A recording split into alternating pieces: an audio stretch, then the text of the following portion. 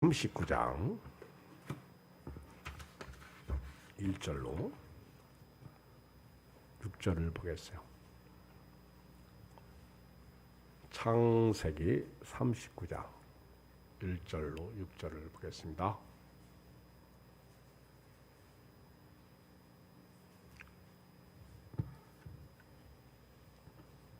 같이 한음성으로 읽어요. 창세기예요. 시작. 요셉이 이끌려 애굽에 내려가매 바로의 신하 치대장 애굽 사람 보디발이 그를 그리로 데려간 이스마엘 사람의 손에서 요셉을 사니라. 여호와께서 요셉과 함께 하심으로 그가 형통한 자가 되어 그의 주인 애굽 사람의 집에 있으니 그의 주인이 여호와께서 그와 함께 하심을 보며 또 여호와께서 그의 범사에 형통하게 하심을 보았더라. 요셉이 그의 주인에게 은혜를 입어 섬김에 그가 요셉을 가정 총무로 삼고 자기의 소유를 다 그의 손에 위탁하니 그가 요셉에게 자기의 집과 그의 모든 소유물을 요셉의 손에 위탁하고 자기가 먹는 음식 외에는 간섭하지 아니하였더라. 요셉은 용모가 빼어나고 아름다웠더라. 아멘. 요셉을 보면 갈수록 태산 이런 모습이 요셉에게 있습니다. 요셉을 보면 참 갈수록 태산이구나. 17살까지는 요셉이 참 잘 살았어요. 아버지의 사랑을 독차지하고요. 그리고 또 꿈도 꾸고 그리고 나름대로 내가 이 세상에서 제일 사랑받는 사람이다. 그 프라이드도 그 자존감도 강하고 요셉은 당당하게 그렇게 살았습니다. 그러던 어느 날 졸지에 형들에게 배신을 당하죠. 그렇게 믿었던 형님들이 요셉을 이스마엘 사람들에게 팔아먹죠. 이제는 17살 나이에 팔려서 애굽으로 내려가는데 앞으로 어떤 일을 만날지 무슨 일을 당할지 앞에 어떤 문제가 도사리고 있을지 죽을지 살지 모르는 그런 상황 가운데 요셉이 애굽에 가죠. 또 애굽에 갔더니 애굽에서 두 번째 가라고 하면 서러울 정도로 당시에 군대의 수장이었던 시대장이 요셉을 자기 집에 종으로 부리려고 삽니다. 이제는 졸지에 아들의 인생에서 종의 인생으로 전락되고 맙니다. 참 슬픈 현실이죠. 요셉이 원해서 된 일이 아니라 형들의 배신 당해서 미움을 받아서 그렇게 된 것입니다. 그런데 요셉이 보디발의 집에 있는 동안에 또 보디발의 아내 때문에 그 여자 때문에 그 아줌마 때문에 둘째 그만 또 감옥에 들어가는 성추행범으로 감옥에 들어가는 원치 않는 일을 겪게 됩니다. 이렇게 요셉은 갈수록 태산이에요. 갈수록 태산. 마치 엎친 데 겹친 격이다. 여러분 지금 태풍이 이렇게 올라오고 있어요. 그러다가 이 태풍이 원래는 우리나라로 이렇게 올라옵니다.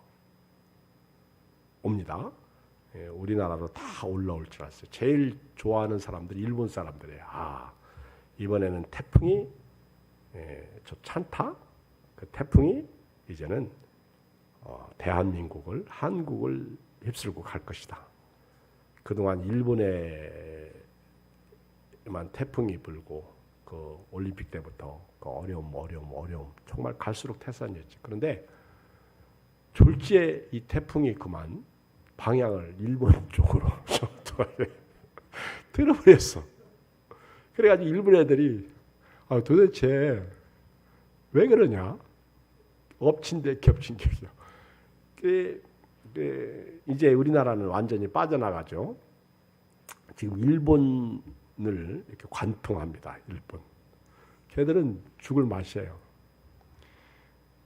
일본이 우리나라로 태풍이 지나간다고 할 때 꼭 아주 꾀소금 맛이었죠. 근데 이제는 우리나라 사람들이 일본 니들 우리를 그렇게 괴롭히더니 니네들 이제 맛 좀 봐라. 근데 아주 이 정중앙을 이렇게 관통해서 이렇게 나가니까 상당한 피해가 있을 것 같습니다. 그동안 일본은 엎친 데 겹친 격이었어요. 거기다가 코로나 확진자도 무섭게 많이 나오고 있잖아요. 엎친 데 겹친 격이에요. 일본이 제가 봐도 옛날 같지 않아. 옛날에 그렇게 일본이 완벽했고요. 뭔가 하면 세계에 어떻게 보면 그런 그 모델, 그런 그 하여튼 기준이 될 정도로 롤 모델이 될 정도로 잘했어요. 근데 요즘은 허점이 많이 보여. 메달도 이렇게 금메달 딴 사람들이 이렇게 보면 메달 입힌 그 도구만 것이 벗겨지고, 그렇죠? 좀 옛날 일본하고 틀려. 많이 변질됐나? 그런 생각을 합니다. 사람이요, 그 갈수록 태산 또 엎친 데 겹쳤다. 이게 뭔 얘기냐면 뒤로 넘어져도 코가 깨지는 거예요. 그렇죠? 진짜 내 마음대로 안 돼요. 진짜 내 뜻대로 안 돼요. 잘하려고 해도 잘 안 되는 것이 인생입니다. 참 슬픔이죠. 괴로움이죠. 답답함이죠. 그야말로 진퇴양난이야. 이렇게 할 수도 없고 저렇게 할 수도 없고. 고린도 교회 편지 보낸 바울의 이야기를 빌리면 사방으로 우겨쌈을 당한 거예요. 꽉 막힌 거예요. 이런 때 우리가 어떻게 살아야 됩니까? 이렇게 갈수록 태산이고 엎친 데 겹친 격이고 진퇴양난일 때 우리가 어떻게 살아야 돼요? 어차피 인생길 험하고 마음 지치고요. 살아갈 용기가 없어지고 할 때 어차피 내 힘으로 안 된다면 하늘의 문을 여시기를 주의 이름으로 부탁을 드립니다. 어차피 내 힘으로 안 되면 하나님의 힘으로 일어서세요. 왜 나만 겪는 고난이냐고 불평하지 마시고, 왜 나만 겪는 고난이냐고 짜증 부리지 마시고, 우리 하늘의 문을 여십시오. 믿음으로 여시든지 기도로 여시든지 아니면 주님을 뜨겁게 사랑하는 마음으로 여시든지 아니면 주님과 동행하면서 주님의 마음을 열고 주님의 마음을 우리 안에 모시고 더불어 먹고 마시는 그런 그리스도인이 되었으면 좋겠어요. 이렇게 요셉이 갈수록 태산이고 엎친 데 겹친 격이 되고 진퇴양난입니다. 이렇게 요셉이 참 답답한 인생으로 종으로서 보디발의 집에 갔는데 성경은 이런 요셉을 뭐라고 얘기해요?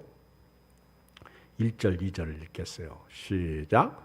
요셉이 이끌려 애굽에 내려가매 바로의 신하 친위대장 애굽 사람 보디발이 그를 그리로 들어간 이스마엘 사람의 손에서 요셉을 사니라.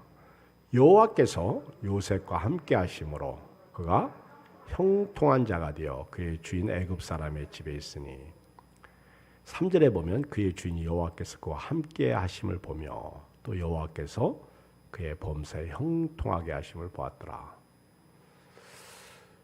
우리 찬송가에도 나의 갈 길 다 가도록 예수 의지합니다. 그리고 끝분에 가면 만사 형통하리라 그랬는데요. 여호와께서 요셉과 함께 하심으로 그가 형통한 자가 되었다. 성경은 이렇게 말하지만 사실 요셉은요 절대로 형통한 사람이 아닙니다. 절대로 형통한 사람이 아니에요. 오히려 답답한 사람이에요. 괴로운 사람이에요. 죽고 싶은 사람이에요. 살 맛이 없는 사람이에요. 왜 내게 이런 일이 일어났는지 인간적으로 자기 형들에게 원수를 갚아야 되는 그런 사람입니다. 여러분 원한이 있죠. 원한. 우리나라 사람들은 한이 많아가지고 이렇게 한이 맺혔어요. 한이. 그래서 사람마다 이렇게 한이 맺혔어. 공부를 못한 사람은 공부에 대한 한이 맺혔어. 또 늘 아픈 사람은 아픔에 대한 한이 맺혔어. 또 돈이 없는 사람은 돈에 대한 한이 맺혔어. 자식이 없는 사람은, 특히 옛날에는 아들을 못 낳은 사람은 아들에 대한 한이 맺혔어. 왜냐하면 아들 못 낳으면 씨바지 하잖아요. 이게 다 한이야. 또 사랑받고 싶은데 사랑받지 못하면 그것도 한이 맺힌 거예요. 근데 우리나라 사람은요, 그 한을 가슴에 품고 사는 거예요. 가슴 아래로. 한을. 얼마나 슬퍼요. 근데 일본 사람들은요, 한은 없고 원만 있어. 원. 원한. 그래서 원. 그래서 이 사람들은요, 그 상대방이 나에게 한을 주잖아요. 원수가 됩니다. 그래서 일본 사무라이는요, 무조건 원수를 때려잡으면 되는 거예요. 그들은 한을 풀어. 원수를 잡으면. 그래서 나한테 해코지 한 사람은 무조건 죽이는 거예요. 내 가문을 살리기 위해서, 내 자식을 살리기 위해서. 그게 일본 문화야. 근데 우리 문화는 남들을 죽이는 문화가 아니고, 우리는 우리 5,000년의 역사 속에 남을 침범한 적이 없잖아요. 계속 외부로부터 침략을 받았지. 그러니까 우리나라 사람들은요, 이 한을 품고 사는 거예요. 그러니까 한에 맺힌 거예요.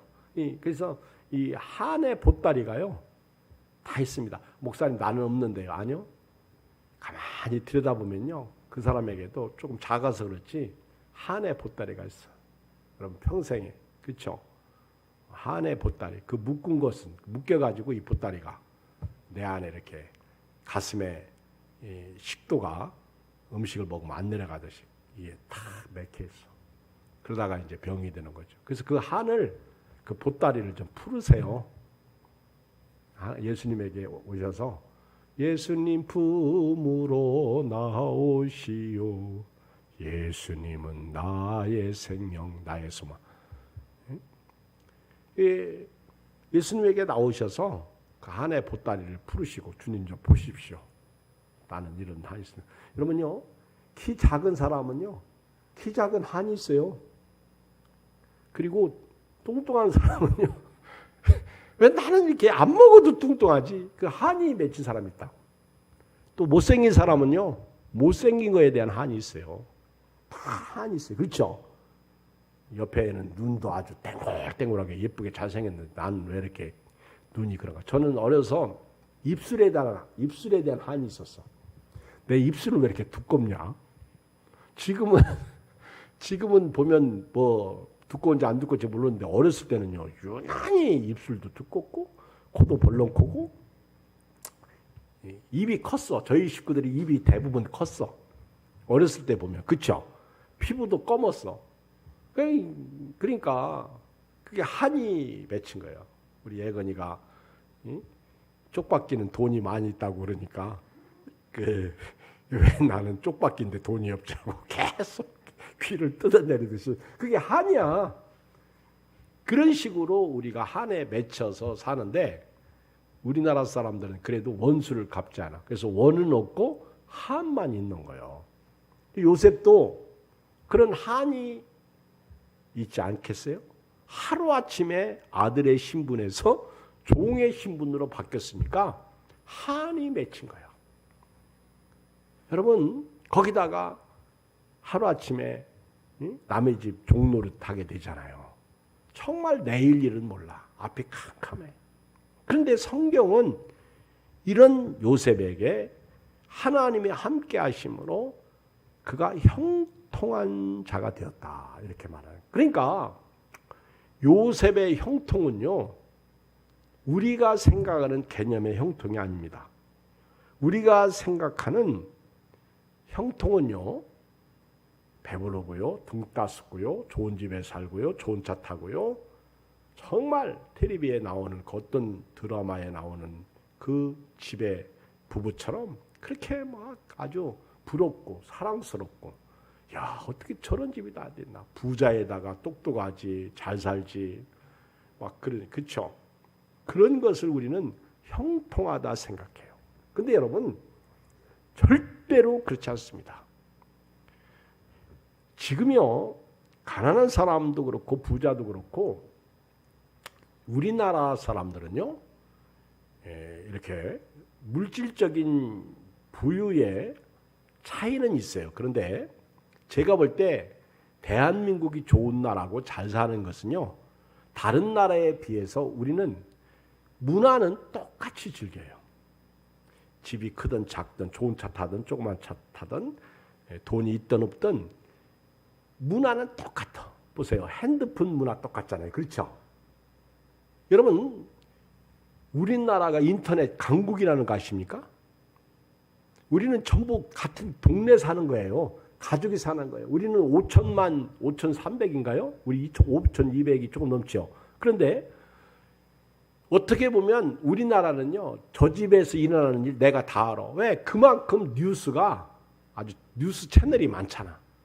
뭐 제 핸드폰 들고 뉴스 다 보냐. 여러분, 캄보디아나 저런 가난한 나라에 가보면은요, 빈부격차가 너무 크고요, 인터넷 안 들어가는 데가 너무 많아. 중국도 마찬가지예요. 근데 우리나라는 문화는 다 똑같이 즐겨. 한류 문화가 세계적이잖아요. 옛날에 전쟁은요, 땅 뺏기 전쟁입니다. 근데 요즘 전쟁은요, 문화 뺏기 전쟁이에요. 요즘 그 플립 핸드폰 나오잖아요. 그리고 그 애플에서 또 핸드폰 업그레이드 돼가지고 또 나오잖아요. 그런데 플립폰하고 폴더폰이 얼마나 유행인지, 잔고가 없어가지고 이게 만드는 게 없어가지고 지금 애플 때문에 이게 엄청난 손해를 우리가 보고 있다. 그런 기사가 떴고요. 애플이 핸드폰을 딱 만들어가지고 딱 소개하니까 아이고 접었으면 좋았을 텐데. 삼성에서 그랬잖아요. 접기만 했으면 좋을 텐데. 못 접어. 중국도요, 접는 폰 만들었다가 우리는 못 만들겠다고 포기했잖아요. 그렇죠? 우리나라 대단한 나라예요. 가난한 사람이나 부자나 폴더폰이나 플립이나 뭐 노트 가지고 있고 핸드폰. LG도 포기했잖아. 그렇죠? 여러분, 우리는요, 어떻게 보면 진짜 잘 사는 민족이에요. 한류 문화가 얼마나 이게 넘버원이면 세상이 그 문화를, 이 나라들이 특히 중국 같은 뺏기잖아. 우리나라 문화를 뺏기잖아요. 이런 앞으로의 전쟁은 이런 전쟁이라고, 이런 걸 뺏어가는 거예요. 그렇잖아요? 저런 삼성에서 만드는 그런 것을 뺏어가는 전쟁. 그래가지고 스파이를 심어가지고 중국 같은 데서는 심지어는 파일럿, 그 조종사들까지도 전부 막 돈을 얼마 줄 테니까 와라. 그리고 그들이 가면 기술을 다 사게 되는 거죠. 쓸데없는 소리를 많이 했네. 아는 체를 좀 많이 했네. 이런 상황 가운데서 우리가요, 어떻게 보면 형통한 삶을 살고 있는데, 사실은 가난한 사람이나 부자나 어려움과 고통이 없는 사람은 없어요. 우리가 볼 때 저 사람은 형통한 것 같지만 실제로 속에 들어가면 속이 썩었어요. 살아보지 않으면 모른다는 거예요. 그리고 깊이 들어가 보면 썩은 감자 관계라고 아십니까? 겉으로 볼 때는 감자가 멀쩡해.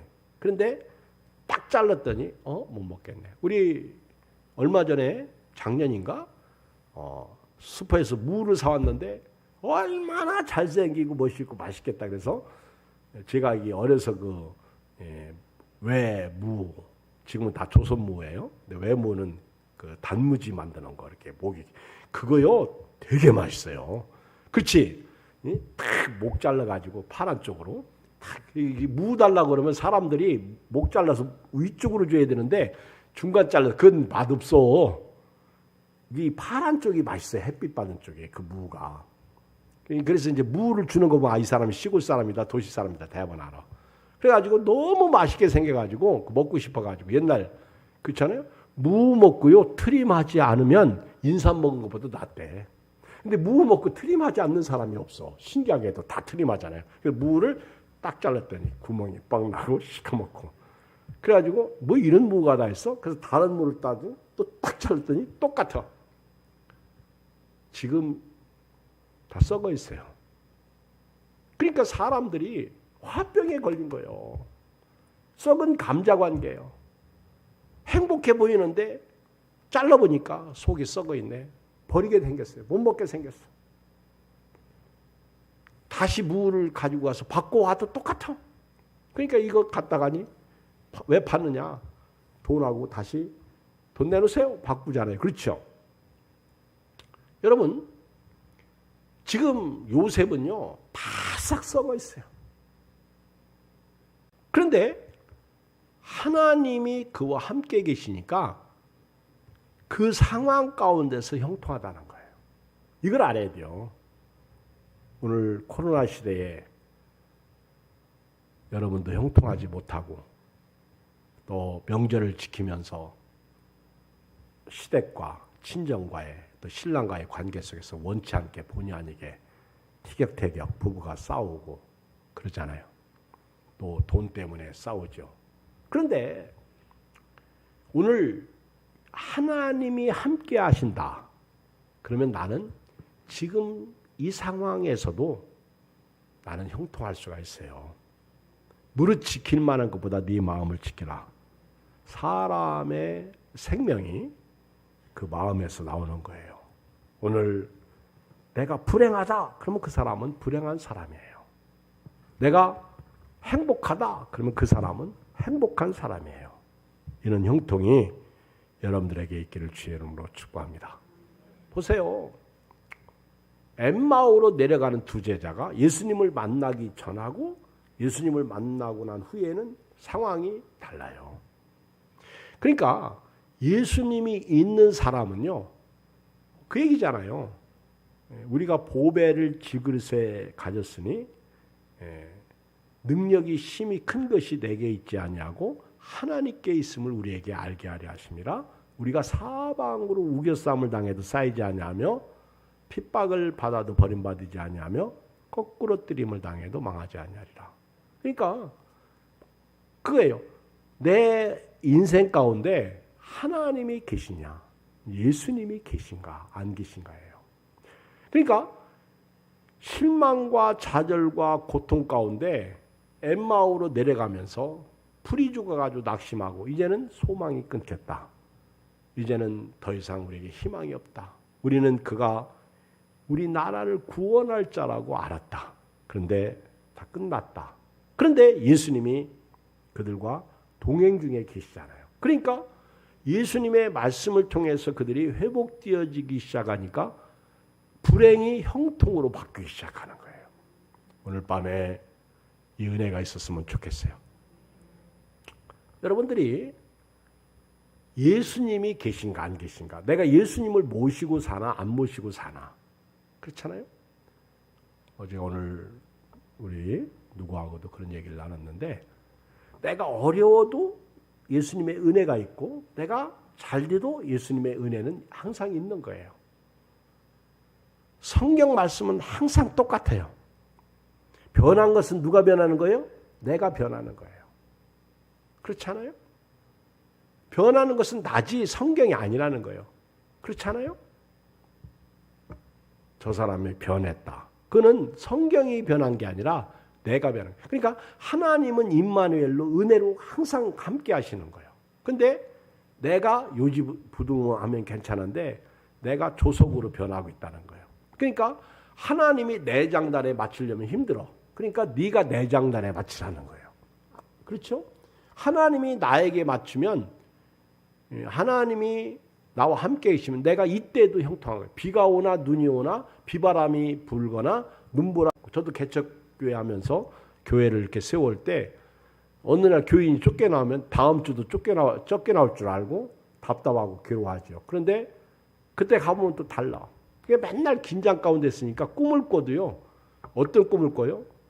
예, 어떤 때는 보면은요. 성가대가 한 명도 안 나왔어. 요즘은 아예 포기하니까 꿈도 안 꾸더구만. 코로나 시대라 뭐 성가대도 안 쓰잖아. 그러니까 아예 포기하니까 꿈도 안 꾸대. 근데 그리고 이제 어떤 때는요. 보면 다 안 나왔어. 저분들이. 그래가지고 막 나한테 반기드나? 막 꿈속에서 내가 뭘 시험 줬나? 막 그러면서 괴로워하다가 꿈을 깨요. 또 어떤 때는요. 이사야를 찾는데 이사야를 그렇게 못 찾아. 아무리 찾아도 이사야가 안 나와. 자, 이사야 53장 1절 봅니다. 그러잖아요. 그런데 그리고 내가 이사야를 펴. 성경이 안 펴지는 거예요. 근데 제가 양수호 목사님한테 내가 이렇다 그랬더니 이경 목사님 훌륭하십니다. 지금도 성장하고 계시네요. 나보고 그러니까 지금도 성장하고 계시네. 우리 어렸을 때 꿈꾸면 어떤 꿈을 꿔요? 호랑이가 쫓아오잖아. 도망가는데 도망가요? 못 도망가요? 무서우니까 다리 오그리고 자자. 이거 못 도망가는 거예요.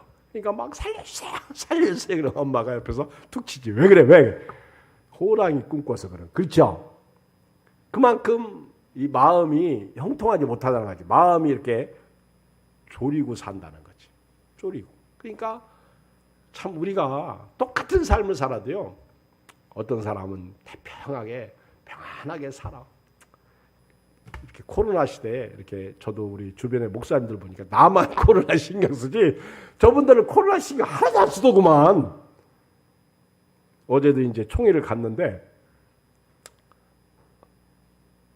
옆에 이제 아는 목사님이 이 목사님 나 커피 먹으러 가는데 커피 먹으러 갈까? 나고 그래서 안 가.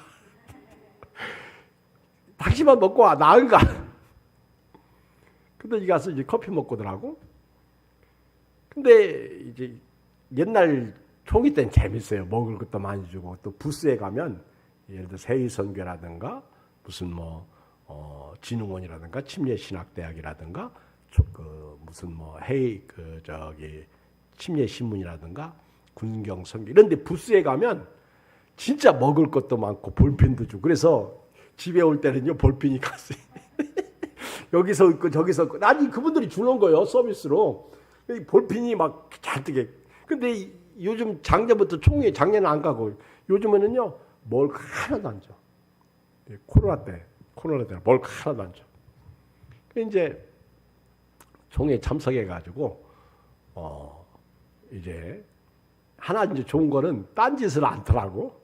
아주 총회 참석하는데 성실해. 그러니까 우리 소은교 목사님 어제 그러잖아요. 내가 이렇게 착했나? 내가 이 총회를 이렇게 잘 참석하고 있나? 첫 시간부터 끝까지. 그런데 마스크 쓰고 이제 2m 이렇게 이제 거리두기 하면서 하죠. 한 32~33명 모였어요. 우리 교회 이렇게 분당은 생각보다 건물 잘 졌는데 크진 않더라고. 우리 교회하고 좌석수는 우리 교회 생각보다 좌석수가 많습니다. 거기도 근데 주차 공간도 나름대로 좋고 이제 참석해서 자꾸 기침이 나오는 거야. 목이 간질간질하고. 근데 이제 물을 먹고 싶은데 물병은 하나씩 다 줬어요. 근데 이제 나는 이번 총회 가서 마스크를 벗지 마야지. 밥 먹을 때만 벗어야지. 근데 밥도 사 먹으라고 2만 원씩 주더라고요. 총회 좋아. 대의원들에게 2만 원씩 봉투에다 넣어서 주더라고. 그래가지고 김밥 도시락 줄줄 알았더니 안 주더라고. 절대 먹는 거 금지. 막 목이 간질거리니까 물을 먹여야 되는데 옛날 같은 마스크 벗고 마스크 들고 물 먹고 마스크 들고 내가 이렇게 착실하게 종이 참석하고 왔어요. 그렇죠? 여러분 똑같은 상황에서 어떤 사람은 원망하고 짜증하고 불평하면서 사는 사람이 있고 어떤 사람은요 감사하고 기뻐하고 즐거워하면서 사는 사람이 있어요. 똑같은 명절을 보내도요 어떤 사람은 할렐루야 하고 보내고요 어떤 사람은 놀렐루야 하고 보내고 똑같이 예배를 드려도 어떤 사람은 아멘, 아멘 하고 드리고. 근데 뭐 차이예요? 하나님이 함께 계시느냐? 하나님이 함께 계시지 않느냐? 여러분 오늘 밤에요. 하나님이 함께 계시면 형통한 사람이 됩니다. 이것을 알아야 돼요. 희망은 절망의 웅덩이를 만났을 때요. 누군가가 내 옆에 있어주면 절망이 희망으로 바뀝니다. 여러분들은요. 누가 나의 도움자인지 누가 나의 친구인지 이거 알아야 돼요. 우리가 줄을 잘 서야 된다고 그러잖아요. 어려울 때일수록요. 누가 내 편인지 이걸 알아야 됩니다. 우상을 섬기는 사람들은요. 바보예요. 우상이 자기 편 아닙니다. 우상은 내가 만든 거예요. 우상은 내가 투자한 거예요. 그러니까 내가 투자한 만큼 너가 나한테 줘야 돼요. 이게 우상이야. 근데 하나님은요. 우상이 아니에요. 하나님은 나를 사랑하시는 분이에요. 무조건적인 사랑이에요. 그래서 절망의 늪, 절망의 웅덩이를 만났을 때 나를 건져줄 사람, 내 편이 되실 분, 나와 함께 하시는 하나님이 계시면 문제될 게 없어요. 절망의 웅덩이에 나와 동행하시는 분이 누구냐? 이걸 저도 알고 여러분도 알아야 돼요. 제가 이렇게 어렸을 때 목요 그 주일학교 교사였어요. 주일학교 교사. 이제 그때 이렇게 주중에 목요일 날, 수요일 날은 어른 예배가 있고 목요일 날은 어린이 예배가 있어. 근데 그때 어린이 예배도 많이들 모입니다. 근데 이제 한 10열이 개 너머에 노전이라고 있는데 거기에 이제 선생님들하고 이렇게 학생들이 와요. 그러면 갈 때 되면요 깜깜해. 그럼 내가 또 바라다 준다고 그러잖아요. 그럼 이제 그들과 같이 가. 근데 문제는 갈 때는 희낙 나가면서 좋아서 가는데 올 때가 문제라. 올 때 있죠 호랭이 나타나는 것 같아. 얼마나 무슨 그 산 넘어갈 때 길이 뭐 1m 정도잖아요. 지금처럼 큰 길도 아니고. 근데 저쪽에서 누가 저복저복 걸어오면 무서워. 사람이 제일 무서워. 그럼 막 등골이 머리가 서고요. 등에서 땀이 막 이렇게 식은땀이 나고. 그런데 갔다 올 때를 생각해서 조그만 애 하나를 데리고 가잖아요. 그 애가 뭐 힘이 있어. 하나 힘이 없어. 근데도 그 아이를 데리고 갔다 오면 힘이 나. 걔가 의지가 돼요. 어떤 분이 그런 얘기를 하시더라고요. 제 너머에 살고 있는 그 둘째 아주머니가 이렇게 이제 큰 집에 와. 그러면 아기를 얻고 와요. 아기를. 그러면 이제 큰 어머니가 큰 형님이지. 아니 이 밤에 왜 애를 데리고 와? 그러면 형님, 아기가 얼마나 힘이 드는 줄 아세요? 갈 때가 되면요, 그 아기 때문에 힘이 된다는 거예요. 위로가 된다는 거예요. 그 아기가 의지가 된다는 거예요. 하물며 살아계신 하나님이 나와 함께 계시는데. 여러분, 오늘 밤에 하나님이 나와 함께 계시다. 태산을 넘어 험곡에 가도 빛 가운데로 걸어가면 주께서 항상 지키시기로 약속하신 말씀 변치 않네. 하늘의 영광, 하늘의 영광. 여러분, 인생은요 태산이에요. 산을 넘고 나면요 또 산이 있어요. 여러분 등산해 보셨죠? 저는 지금은 않지만은 진짜 큰 산 많이 다녔어요. 지리산도요 2번 왕복을 했습니다. 제가 봐도 대단해. 그래서 절 보고 지방에서는요 저 목사님은 느려도 꼭 완주한다는 아주 인정을 제가 받은 사람이에요.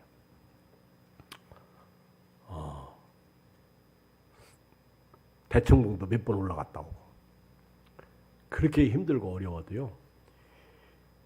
그 산에 갈 때 보면 처음에는 산에 이렇게 저기가 봉우리다. 저걸 넘어. 근데 거기 딱 가면요. 절대 봉우리 아니야. 아주 끝없는 봉우리들이 있어. 계속. 근데 보면은 몇 킬로 남았다고. 산에서요 1킬로면요. 2시간 막 이렇게 걸리는 거리잖아요. 얼마나 힘든지 아십니까? 근데 인생이 그와 같아. 이 산을 넘고 보면 또 산이 있어. 이제는 끝났다 보면 또 있어.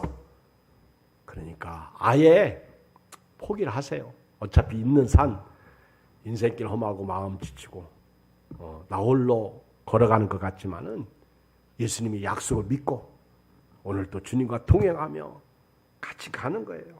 할렐루 할렐루 하면서 목사님 그 찬양 너무 빠른데요? 그러지 말고 그냥 가는 거예요. 빠르면 빠른 대로, 늦으면 늦은 대로. 그렇죠? 할렐루 할렐루 하면서 명절도요 어차피 보내는 거라면 행복하게 보내시길 주의 이름으로 축복합니다. 믿음으로 보내시길 주의 이름으로 축복합니다. 성경 읽으면서 보내시길 주의 이름으로 축복합니다. 기도하면서 보내시길 주의 이름으로 축복합니다. 찬양하면서 보내시길 주의 이름으로 축복합니다. 제가 아까 동영상 보낸 거 혹시 보신 분? 그 찬양 거기 거기 보면 그 동영상 쭉 내용이 나오는데 나중에 결론은 뭐예요? 동영상 안 봤어? 어떤 소녀가 길 가다 보니까 거미줄에 나비가 걸린 거야.